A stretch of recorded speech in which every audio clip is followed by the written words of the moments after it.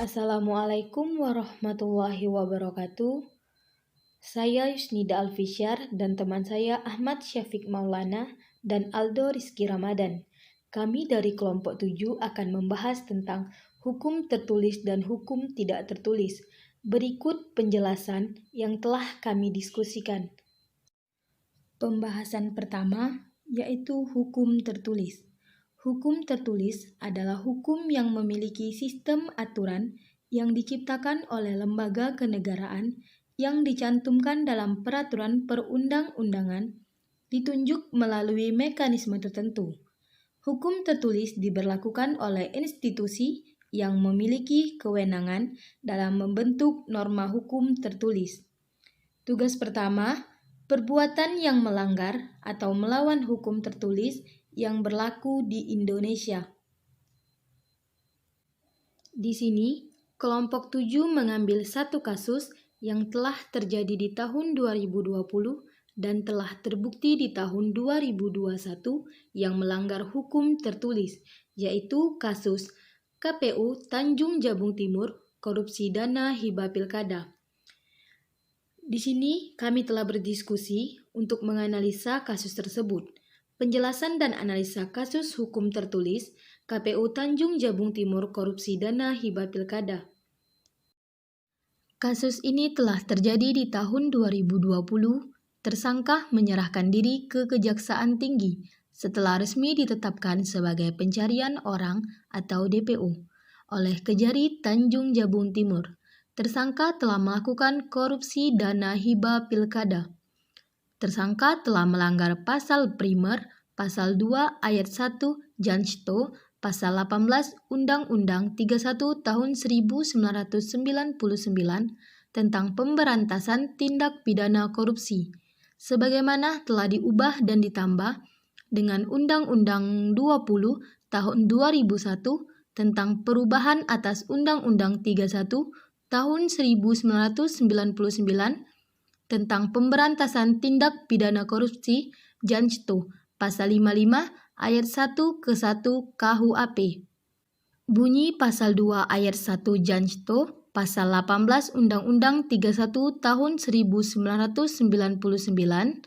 setiap orang yang secara melawan hukum melakukan perbuatan memperkaya diri sendiri atau orang lain yang dapat merugikan keuangan negara dipidana penjara dengan hukuman penjara seumur hidup atau 4-20 tahun penjara. Bunyi pasal 55 ayat 1 ke 1 KUHP. Mereka yang memberi atau menjanjikan sesuatu dengan menyalahgunakan kekuasaan atau martabat dengan kekerasan, ancaman atau penyesatan sarana sengaja menganjurkan orang lain supaya melakukan perbuatan tersebut. Hukum tidak tertulis. Hukum tidak tertulis adalah hukum tidak tercantum dalam peraturan perundang-undangan. Hukum ini berjalan dan berkembang dalam kehidupan masyarakat di mana aturan-aturan telah tertanam dan dijadikan pedoman dalam tata penerapan kehidupan bermasyarakat. Juga telah dipatuhi oleh wilayah tersebut, contohnya hukum adat. Perbuatan yang melanggar atau melawan hukum tidak tertulis yang terdapat pada sistem hukum dan masyarakat Indonesia. Kelompok 7 mengambil satu kasus yang telah terjadi di salah satu desa di Kumpe yang telah terjadi di tahun 2021. Siswa SMA digerebek oleh warga sedang melakukan mesum bersama kekasihnya di rumah kosong. Analisa kasus hukum tidak tertulis. Siswa SMA digerebek oleh warga sedang melakukan mesum bersama kekasihnya di rumah kosong. Kasus ini telah terjadi di salah satu wilayah Provinsi Jambi, terlebih tepatnya di Kumpe. Kasus ini terjadi di tahun 2021.